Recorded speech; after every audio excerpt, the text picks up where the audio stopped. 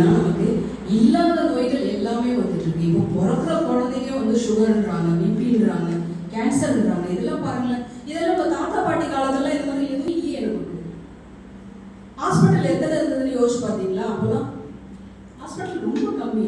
இன்னைக்கு பார்த்தீங்கன்னா ஒரு கேட்டகரிக்கும் ஒரு ஹாஸ்பிட்டல் ஓப்பன் பண்ணிட்டு இருக்காங்க. ஹைக்கு பார்த்தீங்கன்னா ஓப்பன் பண்ணிட்டு இருக்காங்க, இதுக்கு தனியாக ஓப்பன் பண்ணிட்டு இருக்காங்க, ஹார்ட்டுக்கு தனி. அப்போ எவ்வளோ பிஸ்னஸ் பாருங்க, எப்படி வந்து அப்படியே எக்ஸ்பேண்ட் பண்ணிட்டே இருக்கிறாங்க.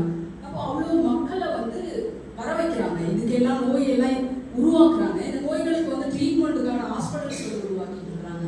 இப்போ நம்ம தானே நம்ம கொஞ்சம் அவேர்னஸாக இருக்கணும்ல, எதை சாப்பிடணும். இப்போ நமக்கு வந்து உலகத்தில் நிறைய வந்து கிடைக்குது, ஈஸியாக கிடைக்குது. அப்போ கிடைக்குது, ஈஸியாக கிடைக்குதுன்றதுக்காக எல்லாத்தையும் எடுத்து நம்ம சாப்பிட்டுக்கலாமா? எல்லாத்தையும் எடுத்து நம்ம யூஸ் பண்ணிக்கலாமா? யூஸ் பண்ணுறதுனால எந்த இப்போ அதை நமக்கு கொடுக்குறவனுக்கு அவனுக்கு எந்த ஒரு பாதிப்புமே கிடையாது.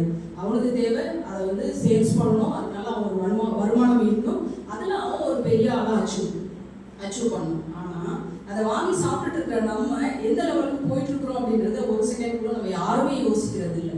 நம்மளோட தலைமுறைகளையே வந்துட்டு பார்த்தீங்கன்னா நிறைய நம்ம நோய்களை வந்து வாங்கிடும். அடுத்து நம்மளோட நம்ம குழந்தைங்க அந்த தலைமுறையெல்லாம் பாருங்களேன் எப்படி இருக்கும், கொஞ்சம் யோசிச்சு பாருங்களேன், இமேஜினேஷன் பண்ணி பாருங்களேன். ரொம்ப கஷ்டமாகவே இருக்கு. இதெல்லாம் நம்ம கொஞ்சம் யோசிச்சு கூட பார்க்கறதே கிடையாது.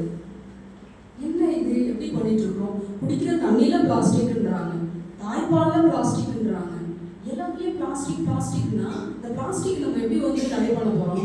இன்னைக்கு வந்து பிளாஸ்டிக் இதெல்லாம் வந்து ஒரு நியூஸா மட்டுமே கேட்டுட்டு கடந்து போயிட்டே இருக்கிறோம். ஆனா இது எல்லாத்தையுமே உருவாக்குறது நம்ம தான் அப்படின்றது வந்துட்டு என்னைக்கு கொண்டாட போறோம்? முன்னாடி வீட்டில் என்ன பண்ணுவோம்னா மாடு வச்சிருப்போம், கோழி வச்சிருப்போம், ஆடு வச்சுருப்போம். இதில் நமக்கு ஃப்ரெஷ்ஷான வந்து மீட் கிடச்சிது, எக்கு கிடச்சிது, அதுக்கப்புறம் வெஜிடபிள்ஸ் கிடச்சிது. நம்ம வந்து விவசாயம் நல்லா வச்சுருந்தோம்.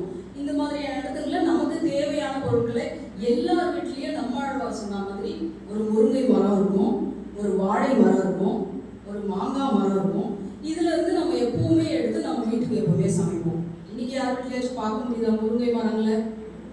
நியூட்ரிஷனில் அவ்வளோ நம்ம வந்து குறைஞ்சிட்டு போயிட்டு இருக்கிறோம். பெண்கள் அவ்வளோ டிசீஸ் வந்து